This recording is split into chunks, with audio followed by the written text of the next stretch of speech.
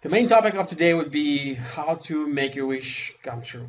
And we'll talk about the physics of manifestations, what really happens when you wish for something, and how to make it as much effective as possible, how to reach your goals when you want to realize your wishes. We'll also cover several very powerful manifestation techniques that I'm not sure you can even find in the English language. Well, maybe in some courses, you probably have variations of those techniques. The glass of water technique that is very popular now on the social media. There's an article on the website basically describing how this technique works. We'll talk about 100 pages making a wish technique, and the key today will be we'll talk about the basically making a wish algorithm that I myself experienced in Myanmar during my trip a few years ago, and that algorithm basically can give you one of the major keys of what are the wishes itself, what is manifestations, and how to get really all your wishes that are yours to be manifested, to be realized in life. As I think was Carl Sagan who said, like, if you want to try an apple pie, you have to create it from scratch. So for the information, for a certain potential to be realized, it actually has to go through a stage of becoming an energy, a dense information, and then even more dense to become the matter. And if those channels of communications are distorted or broken, if you're very sensitive, then you should find the ways to harmoniously ground yourself. If you're more material and you want material things and all these kind of things, there are certain exercises that you can do that will develop your sensitivity, that you develop your sensitivity for energy, that will develop your sensitivity to food, to whatever happens to other people. You will be able to sense what is happening. So in order to wish for something, you need to be in touch with your ether body. You need to be in touch with your senses. The causal plane, or where your karma or events, that's where your spirit is. And that's where the spirit is the one who is responsible for the events in your life. And the spirit, your higher self, that's basically where your higher self starts.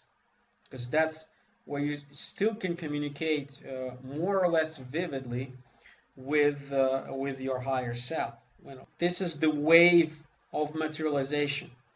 The future here, or the Atma, it's where information is. It's where everything is possible, where it's one consciousness. That's the informational fields of all the possibilities in the world. And the information slowly is transformed into energy.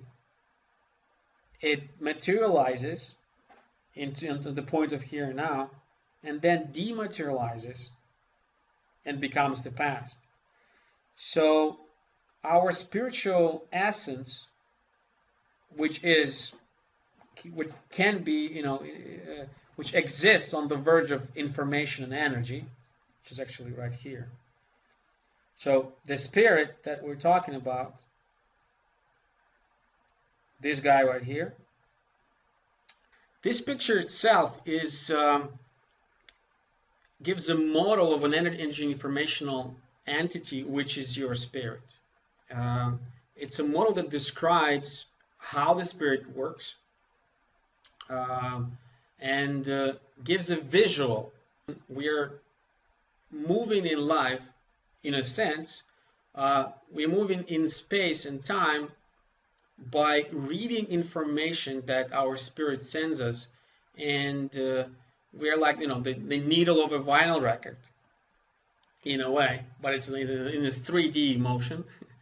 And we're moving in life, and we either get the holes, as you can see here in the picture, or the bumps. Our spirit sends certain images, certain visuals, certain visions, in the form of a dream, in the form of a vision, in the form of all signs, in all kinds of ways, even in the form of these kind of webinars. uh, Sends this information to the point of here and now where you are at, and by you, I mean, well, this guy right here, you kind of receive it on your brain. You take this information and then you make it happen. You materialize it. Then the spiritual essence dematerializes as well.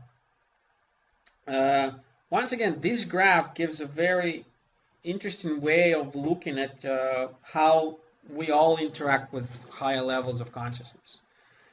It's the constant process of future being transformed into the past through the present. And that is why it is important to be in the point of here and now when you're making a wish.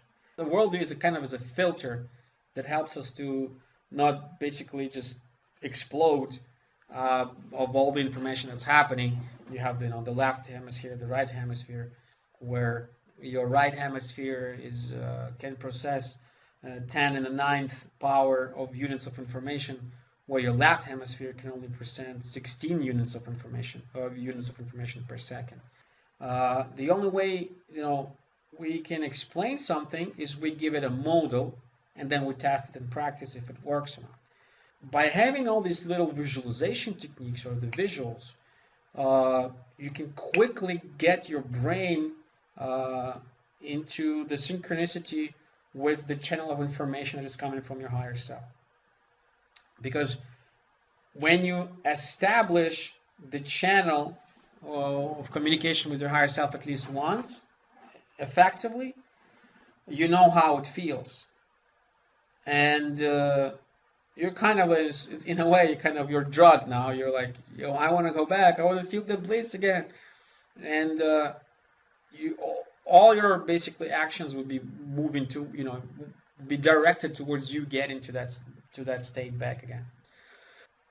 You should be able to concentrate.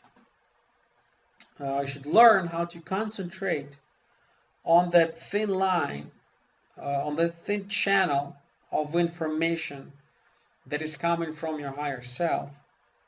And if you have this thin channel, basically it's kind of like channel that is connected to the top of your head.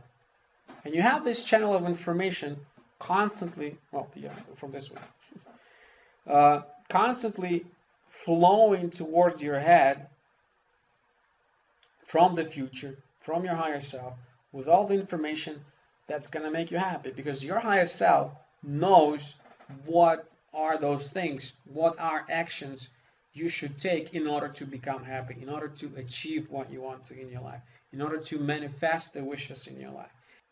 So after you receive, or you start receiving all this information into your head, the first thing that you should do is not send it off or like, okay, this is how it is. You have to let all this information, all knowledge, which is now energy, flow through your body, through all your chakras, through your crown chakra, your third eye chakra, through your throat chakra, through your heart chakra, through your solar plexus, through your sex chakra, through your first chakra, through your earth chakra. Flow all that information, because you're the part of that big, huge system. You are the first chakra, like you're human. You're the first chakra of the one consciousness, basically. You're constantly in the process of receiving information and giving energy back. You basically become the part of the creation of the creative process. You become the creator, and that way, as I was talking before, you can always it comes the time when you don't even have to wish for the things. Things just begin to happen. In some sources, that's what they call being in the flow. Flowing where you need to be. You're becoming a Forrest Gump. You're in the right place at the right time.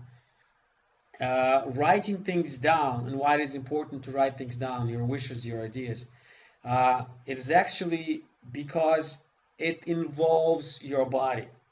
It's that process where you take the idea or the thought and you put it through your body and you write it down. You materialize a thought through your actions, and that gives it more power. So by writing things down, you actually involve your body in the manifestational process. The same as when you speak them aloud, you speak them, you can hear them, which involves, gives a lot more energy. Like around 60% of your energy, of your body energy, is spent through your eyes. So when you write things down and you actually see yourself writing things down, you're spending a lot more energy. You're concentrating that energy on your wishes, on the things that you write. You're involving your body.